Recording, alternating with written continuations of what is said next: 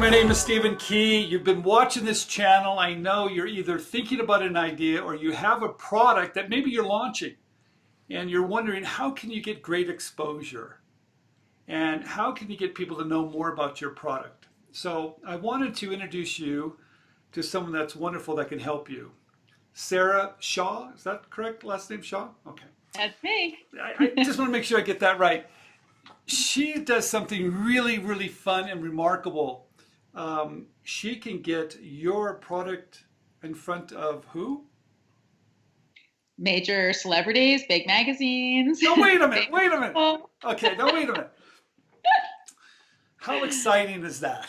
Because those celebrities, if they see your product, they use your product, that could mean huge sales for you. Is that correct? Oh my God, it could be huge. Yeah. I've Okay. made over 120,000 on one hit in a magazine. All right. Okay, so Sarah, let's talk a little bit about yourself and what you do. Let's start there. So my background is in fashion, handbag design, accessory designs. I have had a patent on a closet organizer for handbags, and for the last 11 years now, I've been teaching other product designers how I became successful, what my tips and tricks are, getting products into stores, magazines, and into celebrity hands. Wow. Is it now that's kind of a dream come true, isn't it? For someone that's got a product to see a celebrity using it. I mean, Totally. let's talk about the impact. What does that do for someone that can get their product that much exposure? Well, I think what it ultimately does, especially in this day and age, when I started out, there wasn't any social media. And now with social media and, everybody has a website, obviously, that it just helps to build your credibility. It just really shows that status level and the credibility that you're not a here today, gone tomorrow company, Okay. which I think is so important today, just with how quickly things can turn over, and how fast you can get something on social media, right? And get it out to all your followers or your friends' followers, or the celebrity or the magazine posts it, and it just goes crazy. It just gives you that opportunity to reach so many people so quickly. Okay. So it's fast. It can actually help your brand. Anytime a celebrity is endorsing it by using it, is there any other larger product endorsement than having a celebrity use it? Probably not. Not really. I mean, it depends. You could have a specific magazine, like being on the O list in Oprah magazine. Right. I probably sold over 5,000 units when I was on the O list. That was probably the biggest hit I ever got. Okay. Uh, Well, let's talk about that for a minute. That had to be pretty exciting. Was that hard to do? Was it hard at first for you? to get on the O list? Yeah. Well, it took a long time. I mean, I probably had been in business maybe 3 years pitching Okay. them. And then they put one on a cosmetic bag of mine, and we didn't know. They somehow forgot to credit check, which is very rare. Okay. And we came into work and had over 100 orders at 8 o'clock in the morning for something we only had two of. And so after a mild heart attack and a few cries, we decided to just put up a little sign on the website that said, due to our placement in Oprah magazine, we're sold out of this item. Please check, pick another. And Okay. I went on to sell about 5,000 of those Wow. makeup bags. So all the knowledge that you're going to be sharing with clients, this is hmm hard-earned knowledge, isn't it? Oh, yeah. Many, many years of doing things totally wrong, learning how to do it right, and then often doing it wrong again. I can't say I'm the one who learns everything the first time around, Okay. but sometimes it shows its head in a different way, and you're like, wait, I learned how to do it this way, and now I have to learn how to do it this way. And so it's a lot of trial and error and trying different things and evolving with the times. I mean, I have to Okay. say, when I started my bag company, store buyers and magazine editors weren't even on email. And it wasn't till I moved into the end of that business in my next company, where I was like, wow, internet marketing is so easy. I mean, I had to teach it to myself. It was a whole nother level of learning curve, right? But once you learn it, you're like, wow, push one button, boom, all these people get your email. Whereas before it was calling 400 stores, a week, and then it was contact them all in 30 seconds. Okay. Is there any other tips and advice you could give to someone just starting out to prepare for when they want to get a hold of someone like you, or even if they want to try to do that themselves? Is it a good logo? Is it have your production ready, as you're saying? Is it a website? I mean, what are some tips that you can do to get ready for that type of publicity? So I think having a really nice looking website is the first thing that anyone should set up. Making sure that it's very easy, sort of a one-click way to buy something. Sometimes I see sites and you have to click 5 times to get to it. That's Don't do me. that. That's me. But go ahead. Okay. um, so kind of one-click shopping, because I think, especially if you have a Facebook pixel on your website, Okay. it gives you a lot of statistics and insights into how people are seeing your site. And even if you're running a few little inexpensive ads, you can see, are they looking at it on their phone? Are they looking at it on Instagram or Facebook or your website? So it really starts to tell you and help you hone in on what needs to be the most awesome parts of your business. But then having a catalog or a line sheet or a sell sheet, depending, if you have one product, a simple sell sheet is good enough, right? If you have multiple products or a whole collection, sometimes it can be a, 6 to 12 page catalog.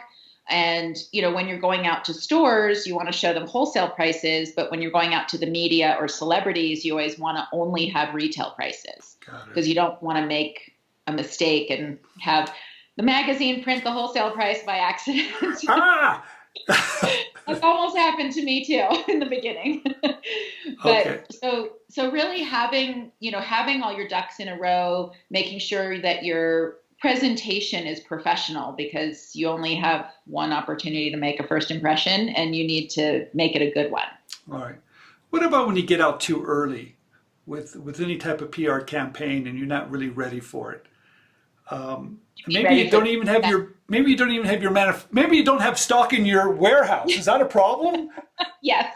Well, yes and no. I mean, take my Oprah thing, for example. We only had 2 of what people had ordered. And so, I never encourage people to, stock up on anything when they think the magazine might be a big hit, because it can be a bomb and you just don't know, right? I mean, Okay. until the orders start pouring in and the phone starts ringing, and actually until the magazine comes out, you don't even know if it could get bumped for something. Okay. So it's really important to just keep going, pretend it's not coming, and then, just deal with it as it comes. I mean, you want to have your manufacturing in place so that if you had to put a sign up on your website, due to our placement in InStyle, we're shipping in 6 weeks, buy it now, and then they can pre-order, you can collect money. It actually can help with production costs at the same time. And then you're fulfilling orders as the production comes in.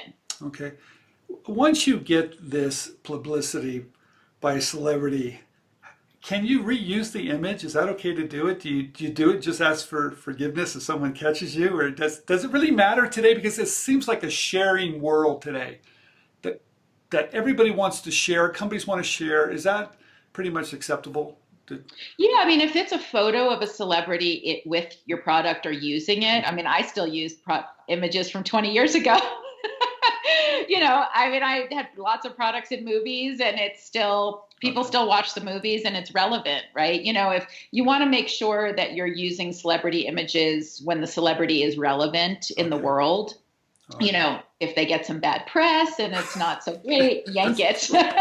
But I think you can use images over and over again in advertising and sending out to your mailing list, putting on your website, sending it to stores, to magazines, because especially if a magazine never picked up that story, maybe that celebrity's hot this year and they weren't last year when you got in touch with that person. So it really depends on what's going on in society too. Okay. We're going to put down information where people can find you. Really easy. But let's talk about, you do more, I mean, you do quite a few things that relate to selling product, right? Could you go through all of it? Because I saw on your webpage, you talk about inventory, you talk about a lot of things. So can you give us a big picture? Because we just talked about kind of some of the PR opportunities. Is there anything else that you could do to help someone? Oh, sure. We teach you how to sell online, how to create a rapport and relationship and build that relationship with your online shoppers. We teach you how to get into stores. And, Oh, I usually recommend most beginning designers, especially in fashion, apparel, baby, even maybe some small widgets or gadgets that can't be licensed or sold to a big company right away, that if you start with small stores, gift shops, perhaps if it's more of a gift item, or okay. clothing stores, accessory shops, that you build this credibility, again, credibility factor, and show proof of concept to bigger store buyers. And that also, if you're to, let's say you sell clothes and you were going to, Macy's calls or Bloomingdale's, and you're like, woohoo, I'm going to go sell them, $50,000 worth of stuff. It's technically kind of on consignment these days, because if it doesn't sell, they're either going to mark it down or send it back to you. Okay. And if you don't already have an outlet to, kind of get rid of these things and move them on, it could really be financially disastrous to a company. So I always recommend that Oh, if you're building it and paying for the inventory yourself and have a okay. warehouse full of stuff, or your garage or whatever, that you continuously are finding outlets where if you get caught in a, unsavory situation, that you're not going to go out of business because you can't unload it. Like having that one big Walmart account, and for some Yes, reason they mark it down or it doesn't sell, and you built inventory for the next month order and it doesn't come. Is that what you're talking exactly. about? Yes, yes, that. But if you were already selling it to, 200 gift shops around the country, it wouldn't put you out of business, because you could quickly maybe offer them 20% off or something, so that you're not losing the money, and come up with, some quick marketing idea. Okay. Two last questions. Yeah. Um, I started out slow. I'm in all these little stores, so I've got this business proof of concept. I got my pricing right, my packaging right. I'm ready for the big companies now. I reached out to them, and sure enough, they say, "Great, I'm getting in their system." Am I worried about they're probably going to reduce the price? They're probably going to squeeze it a little bit and have a lower price point at the big box stores. How does that impact my independent stores? It big time. I mean, they don't want to see you selling your product other places. It's kind of like how QVC wants to be the lowest retailer of a specific item.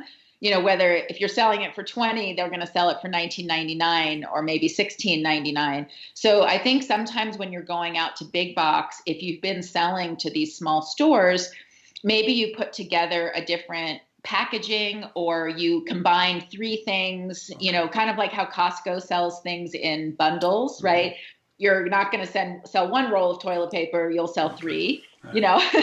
And so it's thinking about how you could present it to the bigger stores. If you're going to a department store, not a big box, they're not going to want to sell it for less than you sell it on your website. It's too much competition.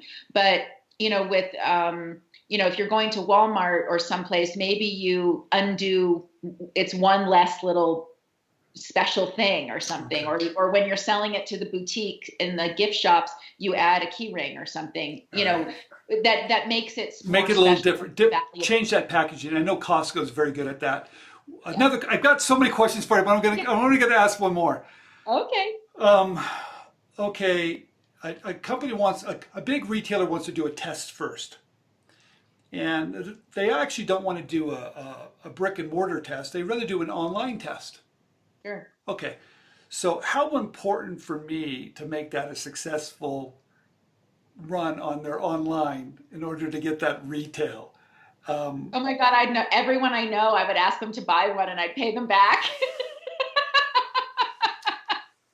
I love it. I think that it's kind of goes back to the days when I used to do trunk shows in big stores to try Okay. to get in, like Henry Bendel's in New York before it closed, of course, or Bloomingdale's. They wanted to test me. So I would go into the stores, set up my stuff, do a trunk show, And I did a massive marketing campaign Okay. prior to that. There was no social media. I couldn't do a Facebook ad, but I had a big mailing list. I mean, I would offer gift with purchase, Right. send your family in, anything. People would come in and say, oh, our daughter sent us, we're in from Texas, and we take a picture, they'd buy a bag, they'd go.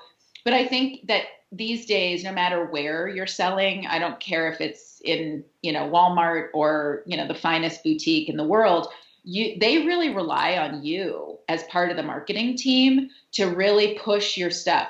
And I think that's what people forget. They think, oh, ooh, I'm in some stores, I'm just going to go have some lunch. And and really, you should be spending your lunchtime emailing and promoting Okay. as much as you can, because they've got, kind of like how if you're on Amazon, they've got 800 million items. They can't promote every item, right? Okay. Well, big box stores and even boutiques are the same way. They require you and need you, and you'll be more successful ultimately if you help with that. You're awesome. Hey, thank you for coming on. We're going to have you back, by the way. Awesome. I'll be anytime. Okay, everybody, write down your questions. Write your questions down below. Sarah knows what she's doing. She's done it for a long time. She can help you. If you need more information, we're going to put it down below. If you need her services, we'll put all the information down below. Sarah, thanks for coming on. Thanks, Stephen. Good to see you.